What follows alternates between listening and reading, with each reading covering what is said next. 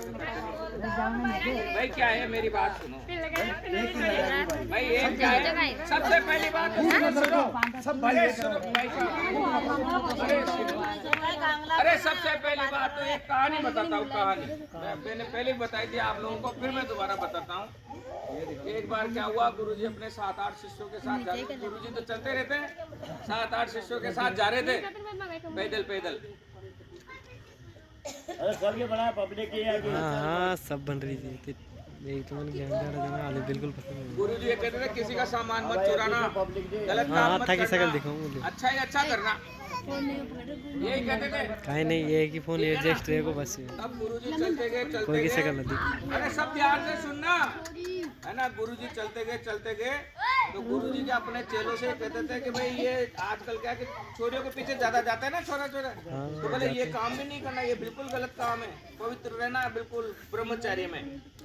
तो चलते चलते एक नदी आ गई, तो नदी में गए, एक जवान कन्या अपनी बूढ़ी दादी के साथ चल रही थी, आगे आगे पीछे गुरुजी के पीछे सारे चले। अब वो जवान कन्या चलती रही तो उसका क्या पानी बढ़ता रहा, तो वो घघरी ऊंची करती रही, तो ज्यादा ऊंची होने लगी, तो गुरुजी ने आगे बढ़ के उसको गोद में उठा लिया, उठा के उसको नदी पार करवा दिया। नदी पार करवा कर चेले भी चुप और वो उसकी दादी भी चुप। गुरुजी से क्या कहे, मन में तो सोचे कुछ न कुछ।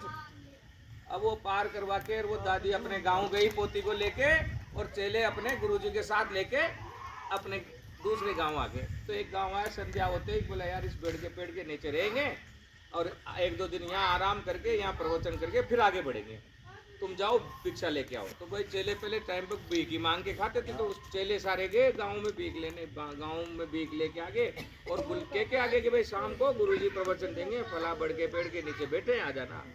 शाम को पूरा गांव आ गया, सारे चेले बैठे, गुरुजी प्रवचन दे रहे कि साहब बच्चों को माता पिता का ध्यान रखना चाहिए, जवानी में कन्या की तरफ गलत नजर से नहीं देखनी चाहिए, बुढ़ापे में सबको आशीर्वाद देना चाहिए। तो मेरा जैसा चेला था वो बोला गुरुजी आप पाखंड हो। बोला कैसे?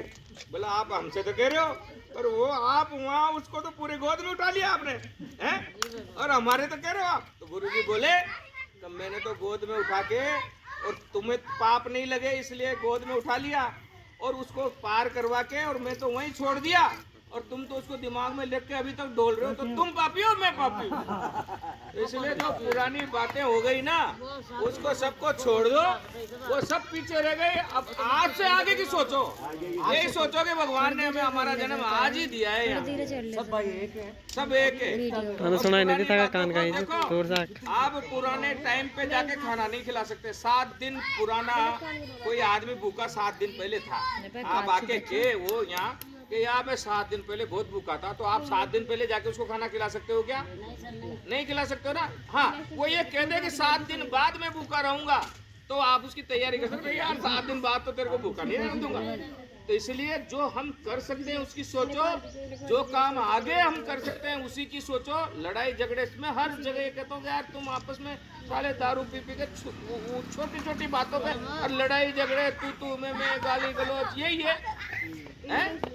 इसमें क्या रखा है? आपके आते आते आप कितने साल से हो आप लोग यहाँ? 40 साल पहले यहाँ जंगल था ना सारा, ये सारे बन गए ना लोग बाग, आपके आसपास सब लोग बन गए, आप वही हो। क्यों?